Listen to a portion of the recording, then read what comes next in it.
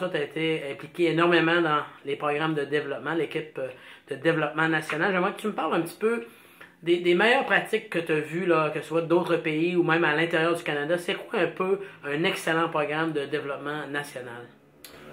Ben moi, je pense qu'il faut qu'il y ait une intégration des différents niveaux.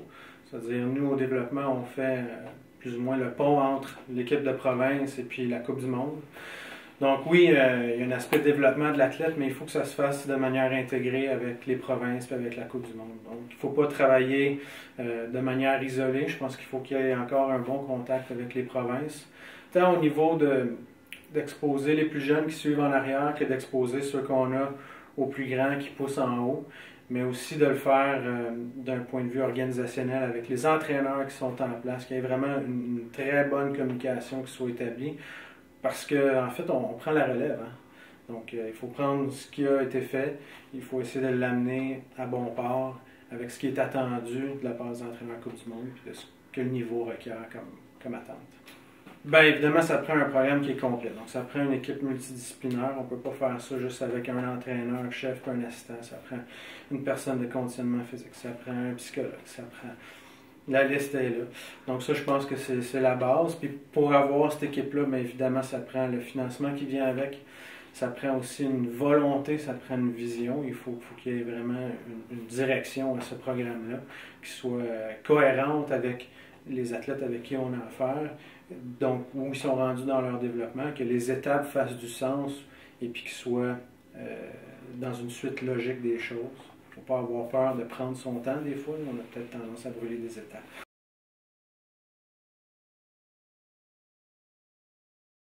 La capacité de planifier et de relativiser les choses. Je pense qu'au niveau développement, règle générale, les athlètes ont eu un certain succès avec l'équipe de province, surtout au niveau NORAM.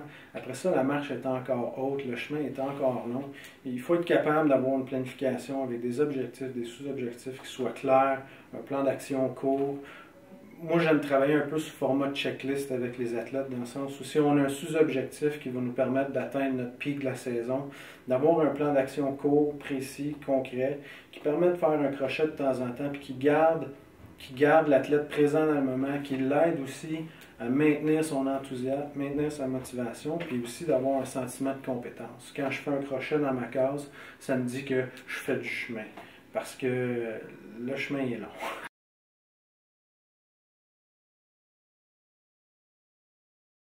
Peut-être 2-3 choses qui me viennent en tête. La première, c'est que c'est important de faire un enseignement sur les bases du ski alpin. Je pense que tout athlète connaît bien la technique, mais pourquoi est-ce que la technique est comme ça? C'est quoi les fondements biomécaniques, physiques? Ça, je pense que c'est important de faire un enseignement, sans se lancer dans une grande théorie, mais au moins qu'ils comprennent la base. Ça aide souvent à rendre le travail concret, à comprendre c'est quoi les exigences de l'entraîneur, pourquoi il faut que j'essaie d'appliquer tel mouvement, pourquoi est-ce que les forces doivent être déployées de telle manière. Ça, je pense que c'est nécessaire. Puis il ne faut pas sous-estimer la capacité de compréhension des athlètes avec qui on a affaire, peu importe d'où ils viennent, leur expérience, etc. Planification, moi je crois beaucoup à une planification écrite, puis une réévaluation de cette planification-là. Ça, c'est bien important. Puis d'impliquer l'athlète dans tout ça. Il faut que l'athlète se sente impliqué, il faut qu'il se sente considéré, puis il faut que ce soit lui l'élément central de tout ça. Mm-hmm. Et puis, il faut qu'il soit capable d'avoir son mot à dire. J'ajouterais que tout ça, mais ça se fait pas tout seul. C'est qu'il faut être capable de donner la place qui revient aux entraîneurs puis au personnel qui travaille avec soi. Trop souvent, on devient très individualiste. On veut tellement qu'on commence à travailler avec des œillères et puis on oublie, je pense, beaucoup tout l'entourage. Être capable de sortir de la boîte technique. Ben, une des choses qui est, je pense, assez simple à faire, c'est de s'ouvrir au monde du sport. C'est-à-dire, on passe beaucoup de temps sur la piste de ski, on passe beaucoup de temps devant son ordinateur à planifier ses choses, à réviser ses vidéos, mais il y a d'autres sports, je pense qu'il y a d'autres experts dans le milieu qui sont là puis qui sont toujours d'ordre général, assez contents de partager leurs expériences et leur vécu.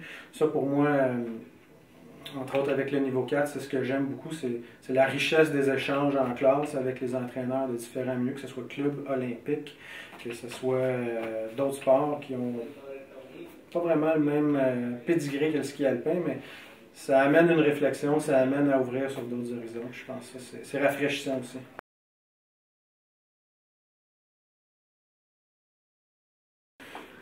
Moi, j'ai toujours aimé travailler avec des entraîneurs plus vieux, plus expérimentés que moi. J'ai jamais eu de malaise à me sentir challengé par eux. Puis je pense que c'est un peu la même chose pour nous. Donc je pense qu'il faut se donner le temps, il faut prendre le temps, puis il faut donner du temps aux plus jeunes. Je pense qu'à l'équipe nationale aussi, des fois, on est un peu mis sur un piédestal qui ne devrait pas être. Je pense qu'on est des gens accessibles, puis il faut qu'il y ait une ouverture. Donc, il y a des gens qui sont peut-être curieux de savoir qu'est-ce qu'on fait.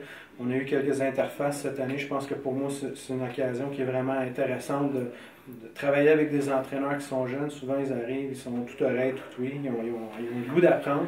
Puis, moi aussi, j'apprends d'eux parce qu'ils ont des réflexions que j'ai eues il y a longtemps, puis ils me ramènent à ça. Et puis, l'échange devient vraiment une collaboration naturelle.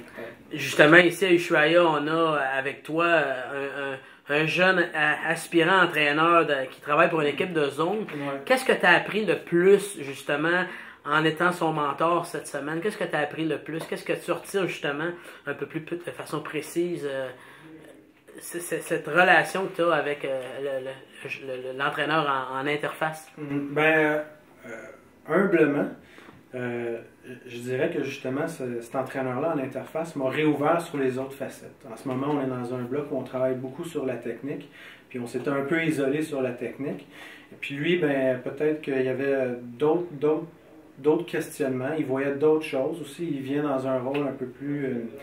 il est impliqué, mais un rôle un peu plus spectateur, donc ça lui permet de voir d'autres éléments de la journée que nous, des fois, parce qu'on est tellement concentré sur un aspect, on met tellement d'énergie à régler un bobo et à trouver des solutions qu'on oublie les autres aspects. Puis ça a amené beaucoup de discussions. Ces questions m'amènent aussi, moi, à pousser ma réflexion pour être capable de fournir une information qui est pertinente et qui est adéquate. Jean-François Bellil, merci beaucoup. Bonne saison cette année qui commence bientôt. Oui, c'est déjà parti. Allez.